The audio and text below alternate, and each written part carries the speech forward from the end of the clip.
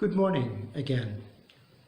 My name is Father Rocco Puopolo. I'm here at Our Lady of Fatima Shrine in Holliston, and I have my second installment of a video for you this morning. I thank you for all the responses and comments of my first video that I offered to you last Sunday. I hope it was helpful. This Sunday I come to you with three kind of inspirations. One was this past Wednesday.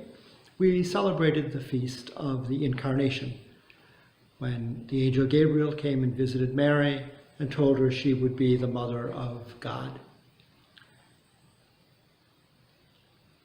The second inspiration comes from a memory of mine of a talk that was given by Bishop Utner, the former bishop of Saginaw, Michigan, who came to Milwaukee one time many years ago and gave a very interesting talk on the presence of the Spirit in our lives that I've always remembered.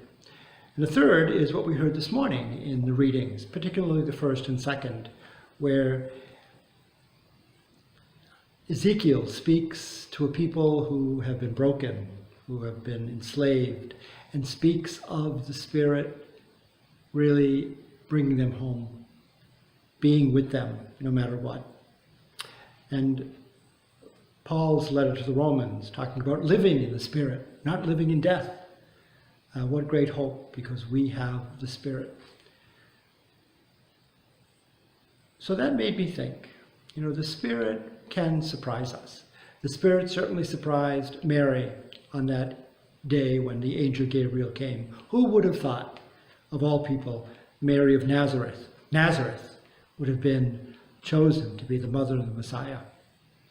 They were expecting a king. They were expecting freedom immediately from the Roman oppression and from all the oppressions that they suffered in the past. That's not how the Spirit worked. He worked through this humble girl in a forgotten little town. And her yes changed the world. She cooperated with the Spirit. And the Spirit continued to surprise her and surprise us, and continues to surprise us now. That's what made me think of Bishop Utner. Bishop Utner was a wonderful man. He came to Milwaukee to give a talk at the Sacred Heart School of Theology, and he always used overhead projections. He never used PowerPoints or videos or any of those fancy things. It was a PowerPoint. And in one of his talks that I attended, he put this PowerPoint up first. And he asked us, well, what do you think this is? If you look really close, the little fish.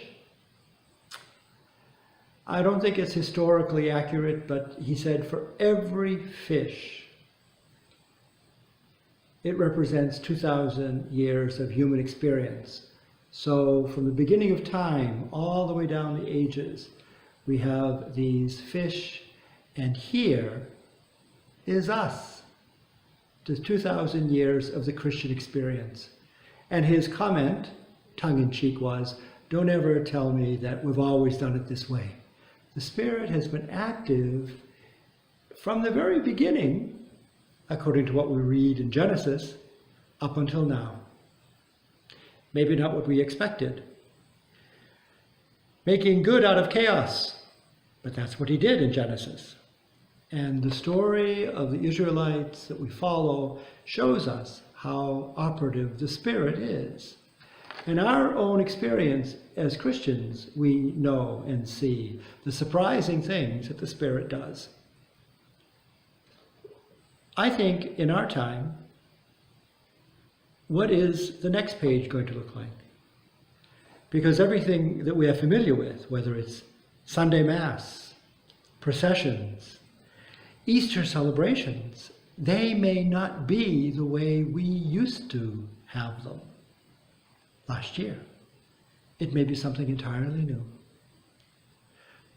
But we need to continue to believe that the Spirit is working in our days.